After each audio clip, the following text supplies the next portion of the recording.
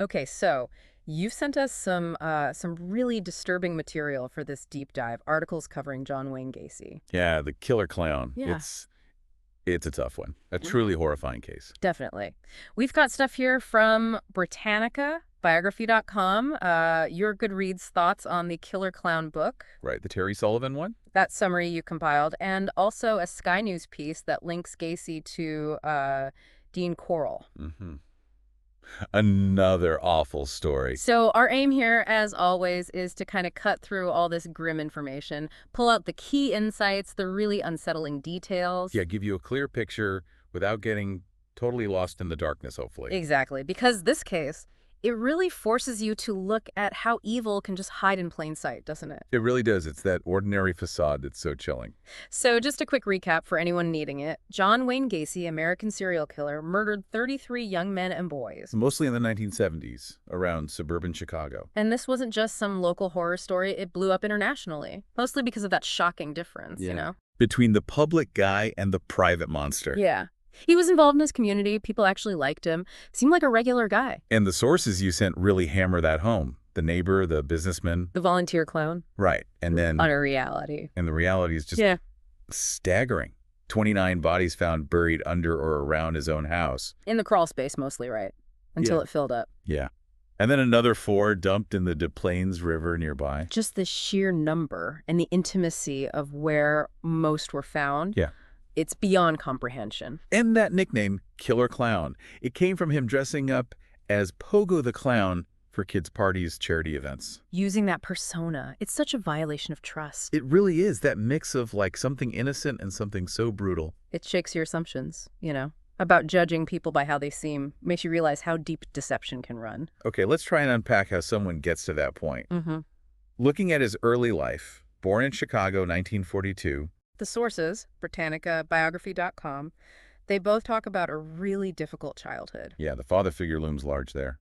Alcoholic, abusive. Physically and emotionally abusive, apparently, led to Gacy feeling really inadequate. And look, not everyone with a tough childhood turns into this. Yeah. But that kind of constant abuse, that lack of connection... It can warp things. Definitely. It can distort your view of yourself, of others. Might lead to seeking power, control, in really harmful ways. Britannica mentions early sadistic tendencies, too, which... Yeah, that context makes it seem less like isolated incidents and maybe more like a developing pattern, unfortunately. Plus, he had health problems, a heart condition, he was overweight. Which led to bullying, apparently. More damage to his self-esteem. And then there's the psychosexual history mentioned on biography.com. Really disturbing stuff. Starts young, doesn't it? Ages 6 to 10, maybe? An encounter with a teenage girl. And being molested by a family friend. Yeah, and then accusations later, ages 10 to 12, of fondling a young girl. These early experiences, whether it's trauma or just fixations developing, they often seem to play a big part in shaping someone like Gacy. Absolutely. And those accusations, even if they weren't proven back then, they suggest a pattern was already there, just escalating. And it did escalate into legal trouble pretty early. Britannica and biography.com both note that 1968 conviction. Right, for sexually assaulting a teenage boy in Iowa. Led to time in a reformatory, a psych evaluation. He gets paroled in 70. And then arrested again for sexual assault just a year later. But those charges got dropped, which, looking back, is just wow. It really makes you wonder, doesn't it, about how things were handled back then? Dropping charges like that after a prior conviction? Seems unthinkable now. Maybe attitudes were different or procedures. It raises serious questions, especially given what came later. But despite all this, this background, he's somehow built this veneer of respectability. Yeah, it's remarkable in a horrifying way. Didn't finish high school, but graduated from business college. Worked in sales, management. Married Marlon Myers in 64, moved to Iowa. Managed her dad's KFCs, right? Had 2 kids. Then they divorced in 69. And this ability to just function in society, present this normal front. It's a classic trait in many of these cases, isn't it?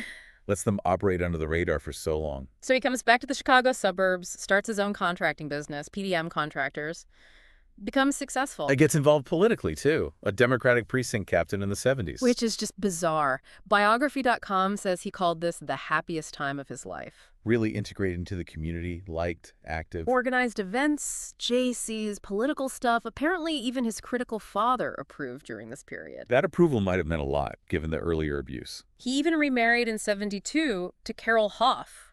They dated briefly in high school. But that didn't last either. Divorced in '76. But still, the level of social connection is striking. He wasn't some loner hiding away. No, he was out there, visible, a part of the community fabric, which made the eventual truth just devastating for people who knew him. And then, woven into all this respectability, you have Pogo the Clown. Right, he was in a local clown club, the Jolly Jokers. Performed all the time. Pogo, or sometimes Patches, at kids' parties, charity fundraisers, the whole deal. Community events. Using that cheerful image. And Biography.com has that quote, supposedly said to detectives when they were watching him. Oh yeah, the clowns can get away with murder line. So chilling in hindsight. It speaks volumes, doesn't it? It really does. Maybe a sense of being untouchable. Because clowns are supposed to be fun, innocent. Disarming, easy to trust. Exactly. Easier to lower someone's guard. Deflect suspicion. Okay, let's shift to the murders themselves, the actual horror. Biography.com points to the first known one being January '72. Timothy McCoy, 16 years old. Lured to Gacy's house for sex, then Gacy stabbed him, said it was a misunderstanding initially. But then, the chilling part, he apparently got sexual gratification from the act itself. Called it the ultimate thrill. That's the terrifying turning point, isn't it? Yeah, a descent into repeated violence, fueled by this twisted sexual link. The first killing maybe seemed accidental, but the gratification locked it in. A devastating shift. And the victims that followed fit a profile, generally. Young men, teenage boys. Often vulnerable ones, runaways, kids looking for work, hustlers. People he could easily manipulate. His tactics were insidious. Promises of construction work, right? Or money, drugs. Even impersonating a police officer. Whatever worked. And the methods, often involving handcuffs. Yeah, disguised as a magic trick. Can you imagine? It's pure manipulation, using playfulness to gain control before the torture, the rape, the strangulation. Sometimes with a tourniquet, apparently. It's just brutal. Right. And the range of luring methods shows how calculated he was, how adaptable in finding and exploiting victims. There's the story of John Butkovich, 18, worked for Gacy's company, PDM, lured with the promise of back pay he was owed. Given alcohol, handcuffed, strangled. And his parents, they were suspicious of Gacy, weren't they? Deeply suspicious. Contacted the police repeatedly. One source said over 100 times. 100 times. And seemingly nothing happened.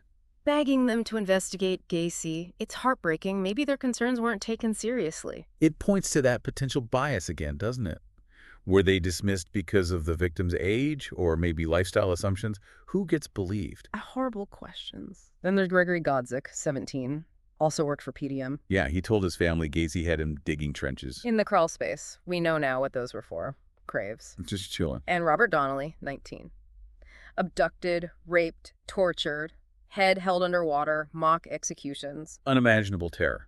But he survived. He did. Gacy actually released him after he begged for death, and Donnelly reported him to the police. He reported him. And what happened? Gacy gave some story about it being a consensual sex slavery thing, and initially, they believed Gacy. They believed him. After that kind of report. It's almost impossible to fathom. Just shows Gacy's audacity, maybe, and how victims can be disbelieved. Another potential system failure. That report should have triggered everything. As the 70s wore on, the disposal method had to change. The Killer Clown book mentions the crawl space was full by '78. 29 bodies crammed in there, so he had to find somewhere else. Started dumping bodies in the Des Plaines River. A sign of escalation. Growing desperation, maybe? Higher risk. And the Sky News article reminds us, some victims were never identified. Initially 8, now still 6. 6 families who never got that final closure. Never knew for sure what happened. It's a lasting scar from this whole nightmare. Absolutely. Those unidentified victims represent the enduring pain. Things finally started closing in, though, in December 1978, the disappearance of Robert Piest. 15 years old. He told his mom he was going to meet Gacy about a job. So Gacy was the last person known to see him. That put the police focus squarely on him. Finally. And the search of his house. Turned up everything. That awful smell from the crawl space. Which neighbors had noticed before, right? But he'd brushed it off. Yeah. Personal items from missing boys, police badges, a gun, needles, pornographic films. The pieces starting to fit together into a horrifying picture. And the key thing, a receipt belonging to Robert Piest found in Gacy's house blew his alibi apart. It must have been the turning point for the And investigators. it led to more intensive searches, and then the discovery of human remains in the crawl space. The confirmation. Confronted with that, Gacy eventually confessed to around 30 murders. The sheer scale hitting home. Devastating for the families, the community. Yeah. Confirming the absolute worst fears. So the trial starts February 1980. With the confession, the defense didn't have many options. Win for insanity, right? Not guilty by reason of insanity. Yeah, they claimed he had multiple personality disorder. That wasn't Gacy. It was this alter ego, Bad Jack. Brad Jack, who hated homosexuals and saw the victims as scum, supposedly. It's a common defense strategy in these kinds of extreme cases. But the prosecution pushed back hard. As you'd expect. The Britannica article and those Goodreads reviews of the prosecutor's book, they suggest the prosecution argued Gacy was sane, fully in control. Pointing to the planning, the luring tactics, hiding the bodies. All signs of calculated conscious action, not insanity. And the jury bought the prosecution's argument, rejected the insanity plea. Found him guilty, March 1980, on all 33 counts of murder. Which, at the time, was the highest number of confirmed kills for a U.S. serial killer. The Goodreads reviews, though, some people wanted more on his actual psychology, didn't they?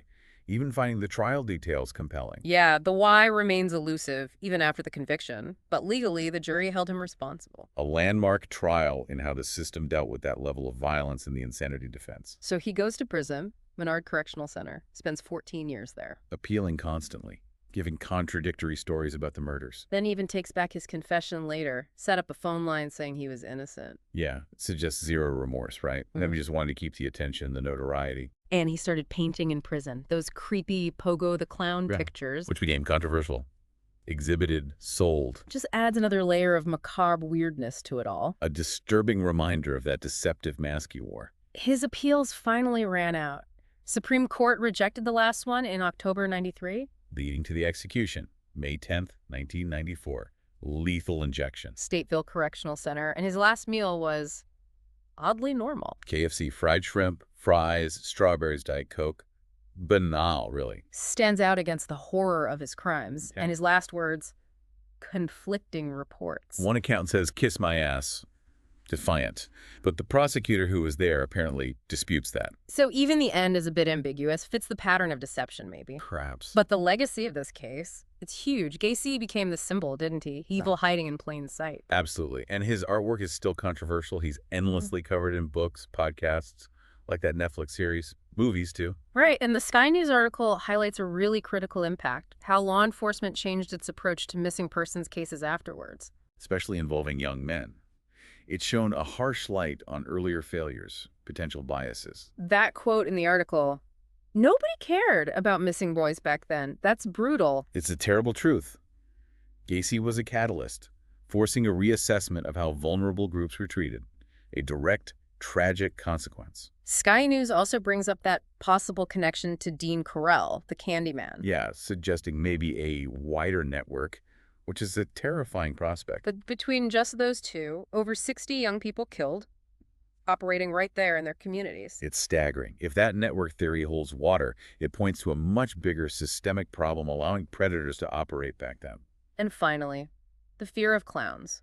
Chlorophobia, it's widely thought Gacy played a big part in that. Linking that symbol of fun and innocence with such absolute terror. Using it to lure victims, it's no wonder it created that association for some people. It's a deep psychological scar left by his crimes, definitely. So, wrapping up this deep dive, the takeaways are just stark, aren't they? The sheer number of victims. 33 known, plus the unidentified. That utterly deceptive killer clown mask. Hiding in plain sight. The fact it went on for so long, undetected, in a regular suburban setting. And the lasting impact on society, on law enforcement. Right. How we think about missing persons. It just leaves you with heavy questions. How can someone be so evil behind such a normal facade? And what does Gacy's case tell us about vulnerabilities, both in individuals and maybe in society itself? The need for vigilance, for empathy. Right. Even now. Thinking about the societal factors. Yeah. What might have allowed that darkness to go unseen for so long. It's a chilling thought to leave people with. Important, but chilling.